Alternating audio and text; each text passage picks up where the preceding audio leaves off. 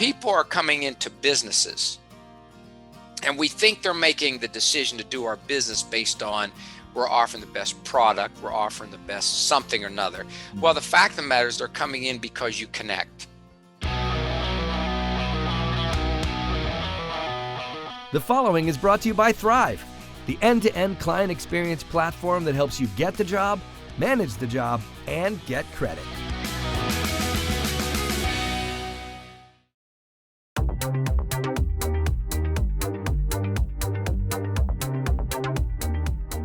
Welcome to Winning on Main Street. I'm Gordon Henry. Thanks for joining us. The American economy is driven by small business, local business people who want to work for themselves and build something successful. And in this special edition, we're speaking with Dr. Kevin Elko. He's become known around the world as one of the top performance consultants, and he's written 4 books, including Nerves of Steel, The Pep Talk, Touchdown, and True Greatness. He's received 2 master's degrees and a doctorate from West Virginia University, interned at the U.S. Olympic Committee, and he's consulted to organizations ranging from pro sports teams such as the Philadelphia Eagles and New Orleans Saints to companies such as Tyson Foods and Mutual of Omaha. His theme is motivation and connecting with people, something I think we can all relate to. Welcome, Dr. Elko. Thanks for having me. I'm looking forward to doing this with you. Same here. So I'm going to call you Kevin. So Kevin, what got you started on this topic of motivation?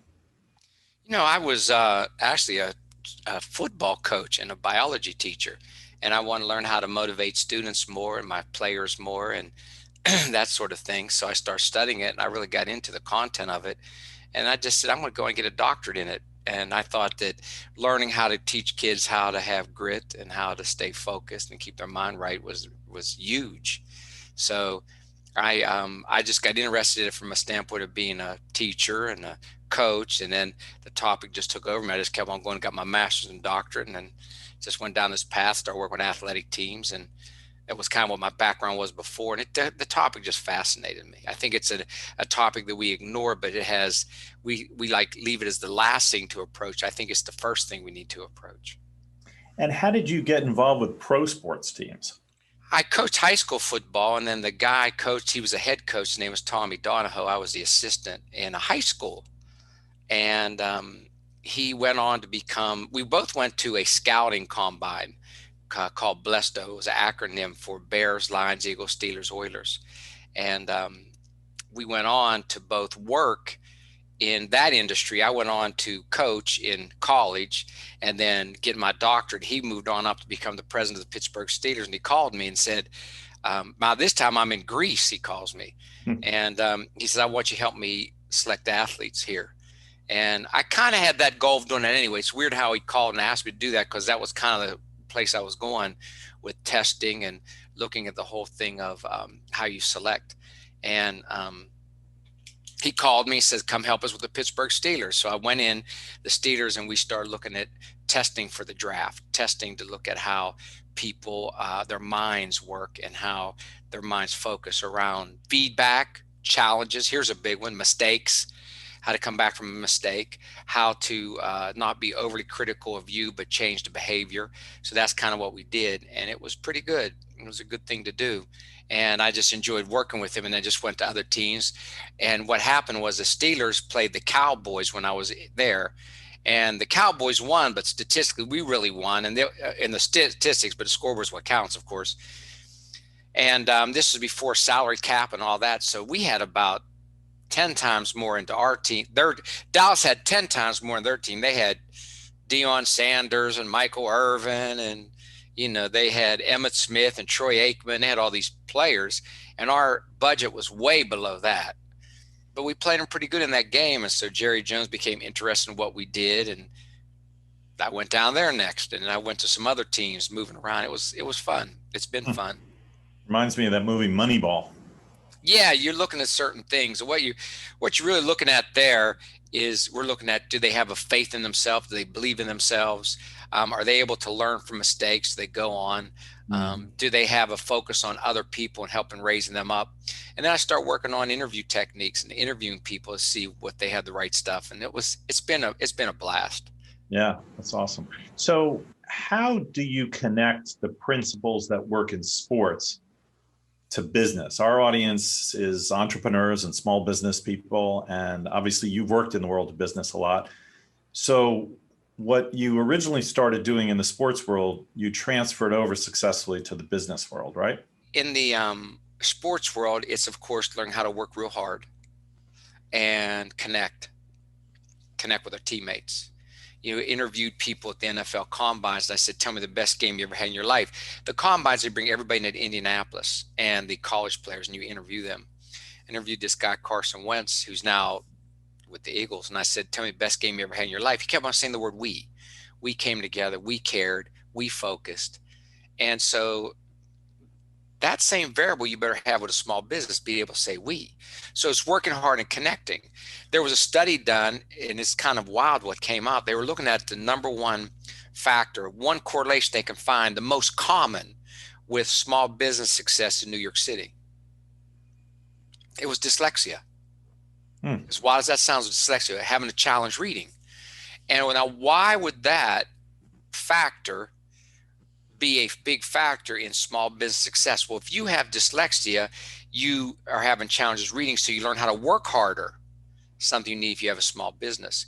And you learn how to overdevelop your verbal communication skills, something you need to do well in a small business. So those people who had dyslexia learned to do those things because they had the dyslexia, and because they learned how to do those things, they had a successful small business. Learn how to overwork and learn how to work real hard and overdevelop your verbal communication skills. Will do you pretty well if you're offensive lineman. Will do you pretty well if you're a quarterback. Will do you pretty well if you're a safety. And will do you pretty well if you have a small business, you know. And I think it's a really important thing to pick up. So that's how they two are kind of related. The same sort of factors: working real hard, being able to bring other people into the fray as a leader, being able to have a vision, same thing. So a lot of your messaging is around people and connecting with people. And of course, connecting with people is important for all types of organizations, small businesses too. Why is connecting so important, and why is it so difficult? I think that it's important because we're not going to do anything great alone. And anytime we've tried to do something alone, it hasn't worked. And we have to bring a team in, and we have to connect.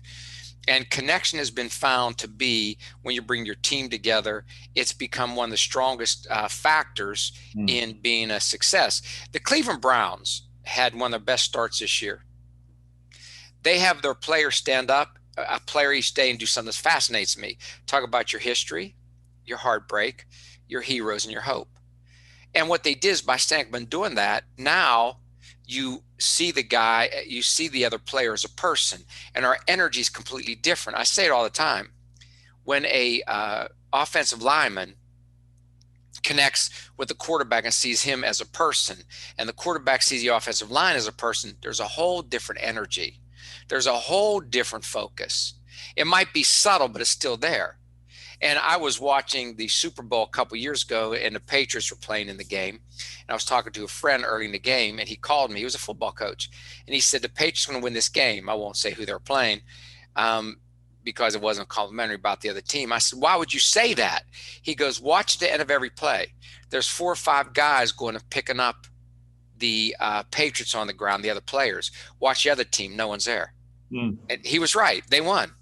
You know, they didn't win by much, but they won. There's something about being connected. And you'll find the same thing when people work. They work when they know you as a person. And the number one factor why people stay at a business is they have friends there. And when we're connected with people, energy is a little bit different, resolve is a little bit stronger. We see people as individuals, but it's hard because it takes time, and we're in such a hurry. Everybody's in a hurry anymore. We don't want to take the time to connect, to get to know and see somebody as a person. But Mary Kay said the best. Everybody has a big sign that says, make me feel important. People are coming into businesses, and we think they're making the decision to do our business based on, we're offering the best product, we're offering the best something or another. Well, the fact of the matter is, they're coming in because you connect. And they'll justify some of the other things, but when you connect, And I was even watching a commercial yesterday for, I think it was the dog food company, but they were showing a veterinarian playing and loving with a dog. And I'm thinking, I don't know if people think that veterinarian is the best veterinarian, but I bet if that veterinarian loves their dog, they'll be back to that vet. And the first line we do with someone, the opening line, is connection. It's one thing, Gordon. I see you as a person. I see you as a somebody. That's what it is in a nutshell. Well, it's interesting you bring up this topic because we've spoken a lot on the show about how small businesses can compete with big businesses, because big businesses have, in many cases, more resources, more technology, more infrastructure.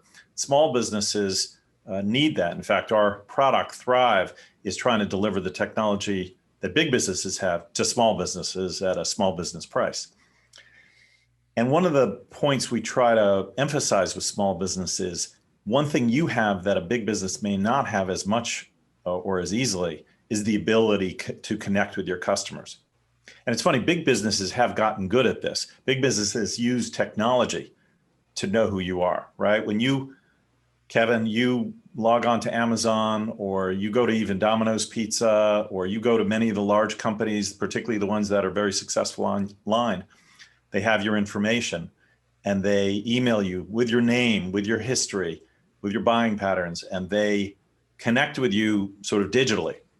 So small businesses need to do that too. But one thing they need to also do is connect in person when they can with their customers. I don't know if they've remembered that as much as they need to, is that they have that advantage because they can see, in many cases, they can see you face to face where the larger company can't.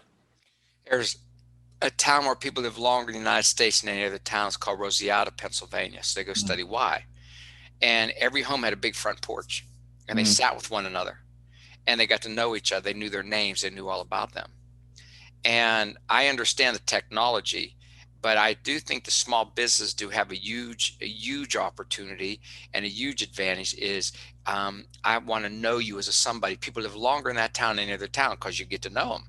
I say, well, the biggest problem you have today is hurry. A little boy's trying to hit a doorbell, can't reach it. A priest comes by. Let me help you, little man. Hits the doorbell. Looks down, little boy says, what now? Goes, now run like hell. Let's get out of here. So, you got to take time and say, I need to connect with you. I got to know you. I want to know you as a person. Right. And that's the advantage that you have. You have community. And in that town, people live longer because everybody's seen as a person. And in the real world, in your small business world, if you can be seen and get to know them as a person, then they're going to connect. They're going to keep coming back. And again, we think people are making decisions based on logic. Your product is the best. They're not, Gordon. They're making the decision on, I feel connected with you. I feel like you are somebody who knows me. And I think it's an important thing. Know their name, know what they are. And if you are a business person and maybe that's not your sweet spot, you're not a great people person, you're not a connector, you're maybe more technology driven, or you just like numbers, or you're interested in your product, but you're not a people person. How do you deal with that? I was reading a book right now, and all this research comes out of Stanford, and it was the book was called The War of Kindness. It's weird. War and kindness don't kind of go together. And everything out of Stanford comes out of Carol Dweck's work, which talks about two mindsets, fixed and growth. If you say, it's not who I am, well, then that's exactly who you'll be. Because you're saying, it's not who I am. I have what's called a fixed mindset. But what they're finding is when some people say, that's not who I am, but I can develop that, they do. And so there really isn't any such thing as, oh, Gordon is much better at guitar than me. Well, Gordon is a lot better at guitar because he played guitar and kept on growing. And you'll see a lot of people go, well, they were just born with that gift. It's insulting because they weren't born with that gift. They developed that gift. It's the same thing with talking with people. It's something you can develop. It's the same thing as connecting with people. You could develop the connection. And you could develop the whole ability to say, I see you as a person. I see you as a somebody. And you have to have what's called a fixed mindset. So in this book, when they said people who said, oh, I just wasn't born with any empathy. I don't know how to do it. They didn't. And connection, the first one is empathy. But people who says, I believe I can develop empathy. And people said, I think I can grow that. They did. So I'd urge people when we talk about connection, it's really one thing. I see you as a person and I have empathy for whatever you're feeling. And it's not something that is necessarily locked down in our genetics. It's something we develop. Mm. And you don't want to walk around and say, well, I just can't develop that. Yes, you can. Interesting. That's a very interesting point. Yeah, that you can learn it or develop it the same way Yeah. as playing the guitar or whatever. Yeah. And you have to develop and say, look, I have to have a growth mindset, not a fixed mindset. Understand. Great. Switching topics a little bit. One of the things you talk about, which kind of surprised me, is boredom. You talk about boredom. You say people are bored to death and they blame their circumstances. Can you explain what you mean about that? I think that that things are mundane, and I used to watch doctors recreate stuff because they were tired of doing surgery the same way. I had this one doctor here where I live. All of a sudden, I turn on TV and he was doing ACL surgeries on monkeys at the zoo. I'm going like, what are you doing? And there's a writer, Mark Batterson, and he says boredom is the root of all evil. I thought that's fascinating. And I think that sometimes we get extremely bored. And during these times where days feel like Groundhog Day, I think you have to become extremely creative in making your day exciting. So there was an article in the Harvard Business Review said one of the strongest motivators we have is creativity. Learn how to recreate your day, doing it different, having some spice, changing things up. And I think that when we get boredom and we get extremely bored, I think that it is a big issue because I think it kills our creativity. And when Paul Bear Bryant retired from football, he was gone in a month. Joe Paterno, I think he was gone in 2 months. Yeah. I think it's a very dangerous thing to just say, okay, I'm bored. And we have to be able to keep recreating our life. And I think we go through a number of crises in our life. We're calling it depression, but it's crises. And crises means this way of life ended, a new way of life has to begin. I've watched a lot of people go through a crisis, a bad one, when their kids are gone. Yeah. And they're looking at their spouse going, what am I supposed to do with them? You've looked at them for 5 minutes and you're bored. I've seen a lot of people retire and go, I got to do golf every day the rest of my life. Right. You've got to find a way to keep on creating your life and give it energy and give it substance. Because I've watched a lot of people just stop. And I'll give you this quote: don't die while you're still alive. And I think that's a big thing that you have to address. Don't die when you're still alive. I'm going to do one more topic here, and then we're going to go to a quick break.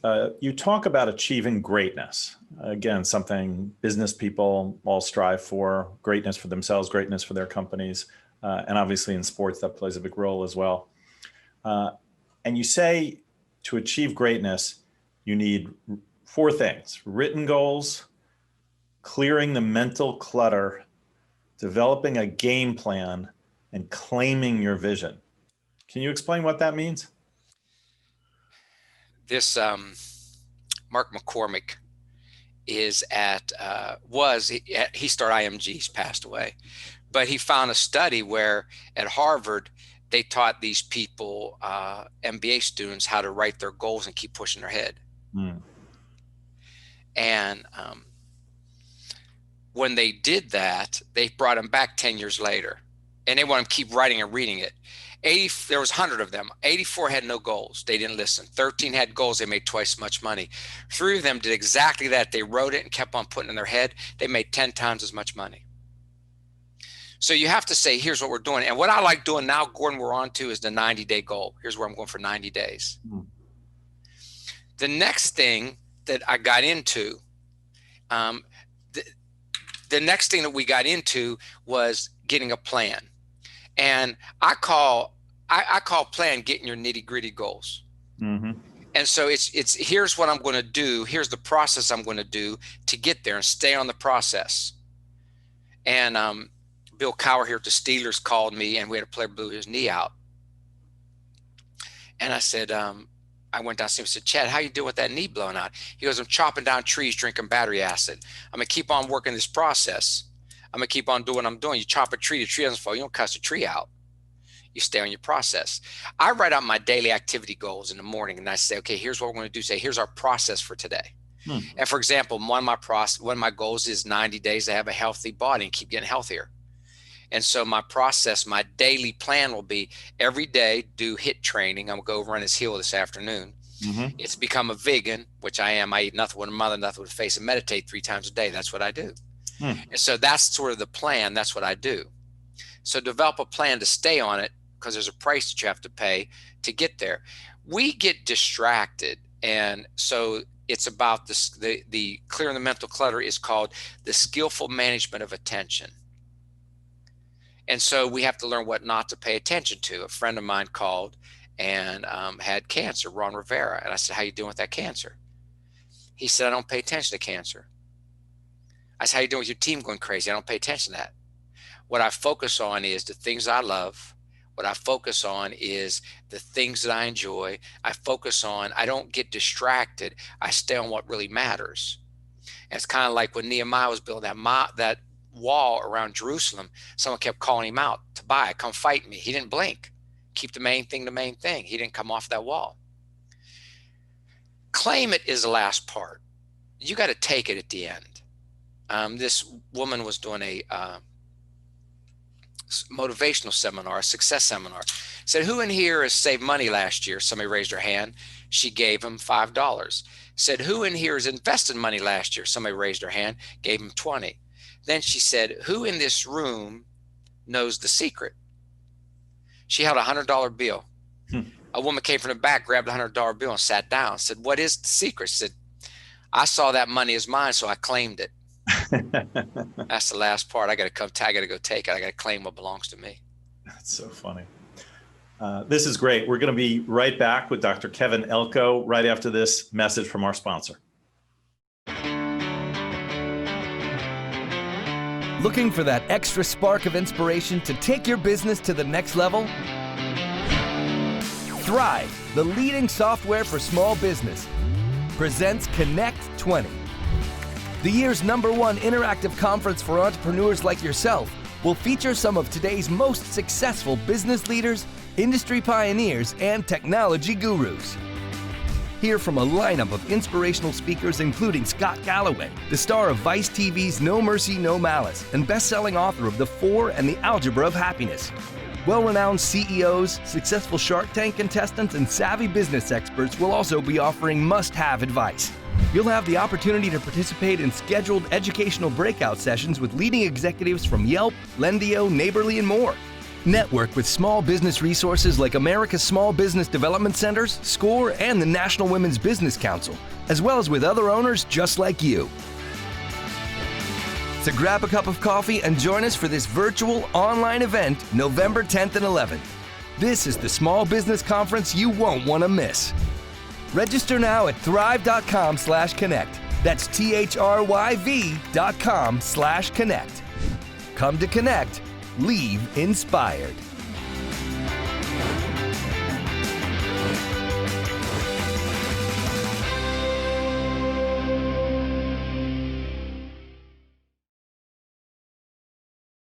All right, we're back with Dr. Kevin Elko, and we're having a fascinating conversation about motivation and what makes people succeed and get through depressions and all sorts of interesting topics like that. So I wanted to talk about toughness. You talk a lot about toughness, and you have a book called Nerves of Steel. And I was thinking about that. You know, I've tried for a long time to get better at golf, and especially when you got money on the line, you're playing golf and you're trying to sink that putt, and your hands are, shaking a little bit, and you're thinking about, this isn't going to go in. This isn't going to go in. You've got negative thoughts running through your head. How does your approach to toughness deal with that? Because I'm sure whether you're talking to athletes or anybody in a high stress situation, they've got to be tough. They got to think positive. So what's your formula? You have to train your brain, and you have to train your brain not to think about positive or negative. You got to stay in the process. And I work with Monster Energy drinks, and they asked me to send something to Tiger Woods. And he was in a golf match. It might've been about a month ago. And I said, tell Tiger, go watch the YouTube interview he did after he won the Masters, and listen, Gordon, how he was talking to himself. He was saying things like, Keep plodding along, keep moving along. You've been here before. He was a good friend to him. He knew how to be a good friend to him. And he talked to himself, but he wasn't saying, you're the best, you're unbelievable. His talks, his phrases were all about keep chopping, stay on the process. James Dowdy has a book out called Inside the Magic Shop. It's really pretty good. And what he was a kid, and there was stuff going on in his home. So he went to a magic shop, and there's a woman named Ruth, and she told him, breathe, clear your mind, and then do magic. And he learned the process of breathing, clearing his mind, and doing magic. So years later, he became a pediatric surgeon. He's at Stanford, and he's doing surgery. But he told a mother before he went in, I'll be out later, talk to you about your 4-year-old boy. And we're going to have success. I'm taking out his brain tumor. I guarantee we're going to have success. He nicked an artery, and the boy was bleeding out. And now he shifted to what you're calling negative, and also he shifted to thinking about the result. He didn't tell himself, you're wonderful, you could be the best. He didn't do that. He now spent time thinking about telling the mother, your son didn't make it. And now he's got a picture in his head, and a bad picture. I tell people, don't even get a positive picture. Get lost in what you're doing. So he remembered what Ruth told him as they're calling out the vitals, this boy's not going to make it. So he takes a deep breath. He comes back. And as he takes a deep breath and he comes back, he now focuses on the surgery. And he does it successfully. If you listen to the story, Gordon, he didn't say, I'm wonderful, things are going to be good. That's what we teach. He went to a neutral trust while we move, non-judgmental, lost in the process. The word trust, let's take it to golf and small businesses. Do your process and trust the process. Now, if you make a mistake, correct the mistake. I had a call earlier with a company. It was on a different vehicle than you guys are using, which yours is going smooth, and it was awful. So I called my son in. We looked at the connection. We did, the young people know better. Correct it. Let's get it better. But I'm not on here now like worried and thinking, well, what if this internet connection goes awful? It's okay, Kevin. We adjusted it. We fixed it. Plus, I never have a problem with the format you're using. Let's just trust. Let's keep moving forward. But the whole time I was on that other call, my mind was on, this is a terrible result. I got through it. We did it. But I called him back. I don't know what happened. Every time we've used that, what you're using has been a problem. But I was judging and thinking, I didn't do my best job. I'm thinking, this is torture. Now with you right now, this isn't torture. This feels good. You got a nice flow. You're doing really good. You got to get involved with it and say, I'm not sitting here going, Kevin, you're wonderful. Kevin, this is great. Gordon's the man. I'm like, Kevin, the process. Stay involved with it. Stay in it. No judgment. Keep chopping. Stay in the flow with Gordon. Get a relationship with Gordon to get a chemistry with him. Keep moving. So we're not on here saying, well, look how good we are. Right. We're on here saying, stay on the process. Stay on the steps. Right. And how you handle pressure, quit thinking about the results. Stay on your process. When I hear about the military and people in the military in high stress situations, you think of, as we've all seen on TV, movies where, they're taking out bin Laden or some super high pressure situation like that. And the members of the military who are on the ground having to deal with that. And I always wonder what they're thinking at that moment. And it does seem to come back to training, that having trained and trained and trained and trained. They always say in these firefights and high stress situations, your level of performance sort of, it comes back to whatever your level of training is. If you trained a little, it goes down to that. If you trained a lot, and obviously they have, it goes up to that. Is because your mind gets caught up in the situation, and so what you perform at is how well you trained. I mean, you're saying good stuff. I'm writing down notes as you talk. Yeah, it's two things. Ken Coffey's flying a plane in Vietnam. His plane gets hit, and he trained over and over and over what to do. When his plane gets hit, it starts to spiral out of control. He loses consciousness. And And next thing you know, he's in the water cutting off his parachute. Below the level of consciousness, he hit the ejector button and he pulled the parachute. It wasn't learned behavior, it was instinct. So when I met military people, what they've constantly said is trust your training. But there's something called the Yerkes-Dodson law. As arousal and pressure comes up, your most ingrained behavior will come out.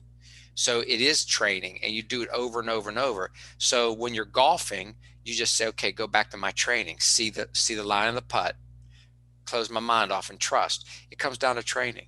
And it comes down to, I've done this so many times that now becomes my instinct. It's the Yerkes-Dodson law. And so training is everything. So you don't get pressure. You say, okay, pressure is something I feel when I don't know what I'm doing. Go do your process and do it fully. And that's exactly what you do. That's great. You talk about some things that are very topical right now, right at this moment, as we're dealing with, a pretty tumultuous year. And obviously a lot of people have had challenges with COVID and, the economy.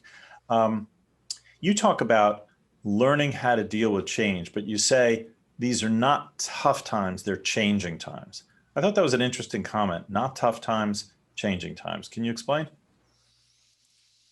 They're growing cotton in Enterprise, Alabama. And the boll weevil comes and eats all the cotton. That's kind of what's happening here. And so tough times are changing times. So we've got boll weevils everywhere, and they like cotton, and we made our living off of cotton. So somebody comes in and says, let's plant the peanut. They plant the peanut and they grow the peanut and they become wealthy from the peanut.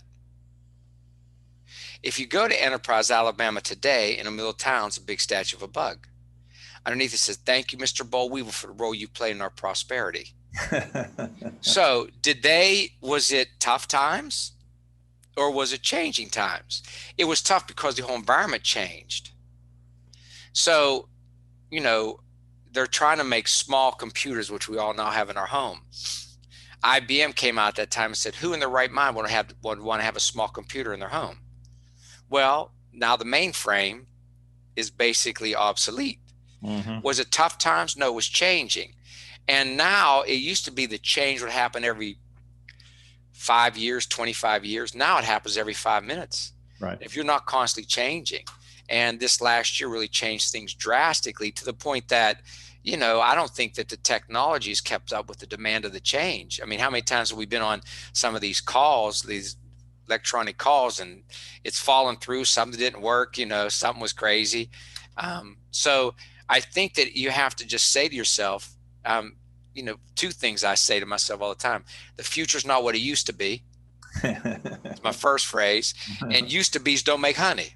Yeah. And so we have to have a mind. And one of the strongest things I think right now is creativity. And you have to keep on saying, here's the challenge. How am I creative in meeting it? And I think a second thing in that is I have 7 books out. This is my newest one. It's called Believing is Seeing. That's my new one. But just think about the title. If you go around and you go, I believe that we're doomed, that this is bad times, it's hard times, then you're just enduring, trying to get to the end of it. You're going through it. You're not growing through it. But if you really believe that it's changing times and you could find a way to change with the times and get a strong vision, then it's a good thing. I love that you brought this up in this topic. The way we're communicating right now is through a Zoom call.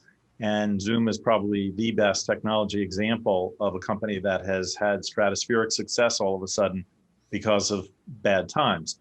And nobody would have wished the COVID-19 or the bad times to have happened. But companies like Zoom that have learned to leverage their capabilities in this time have succeeded, beyond belief.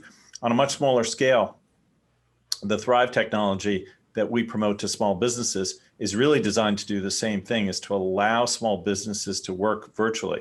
Many small businesses still demand paper checks. They still demand you come see them in person for a visit. They still demand you come into their store to pick up a product or pick up something you ordered. They still don't offer a website where you can order things electronically or through e-commerce.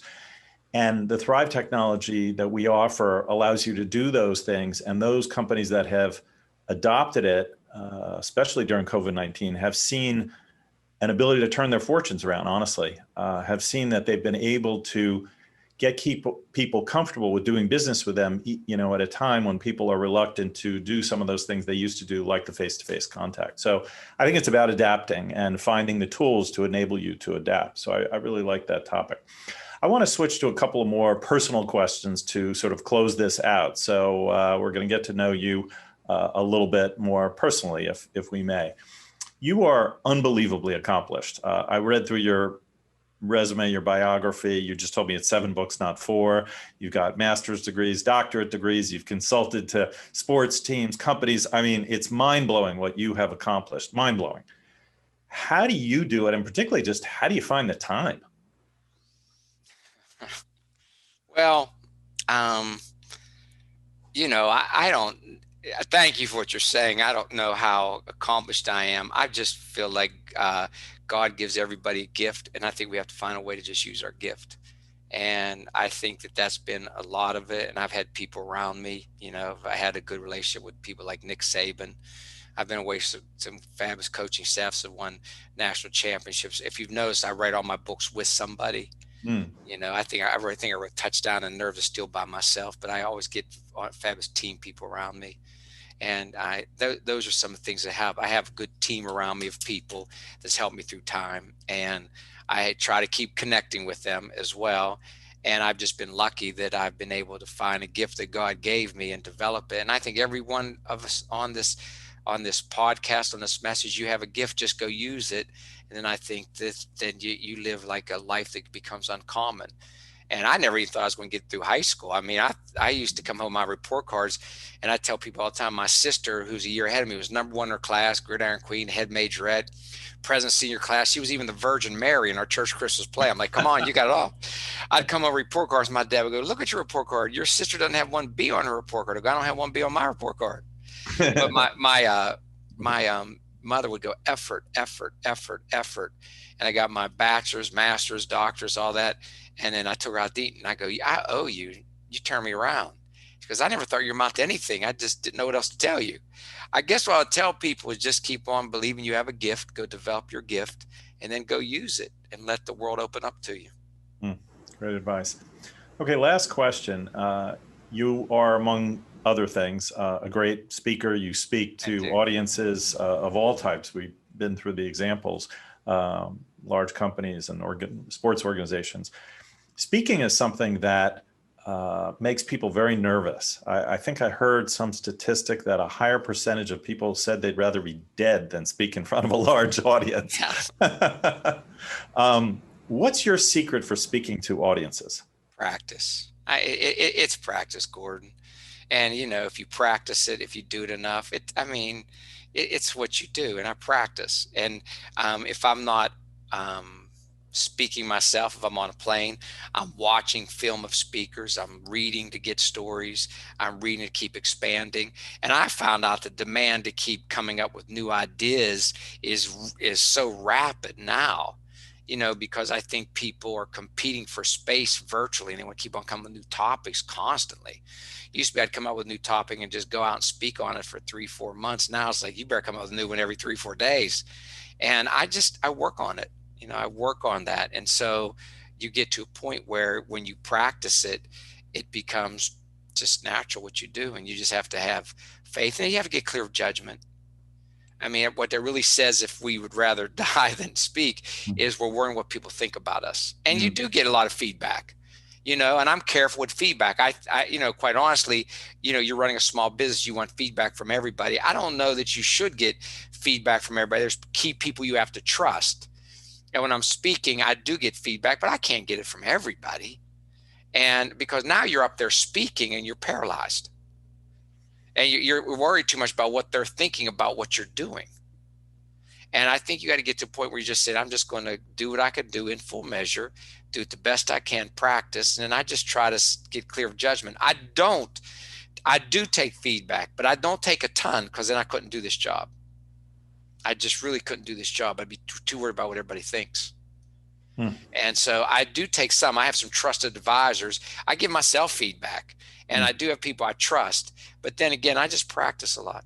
And so I get up and just do as you practice. And just, as you said earlier, it takes away the nerves because you go, I know what I'm doing insofar as I've practiced it.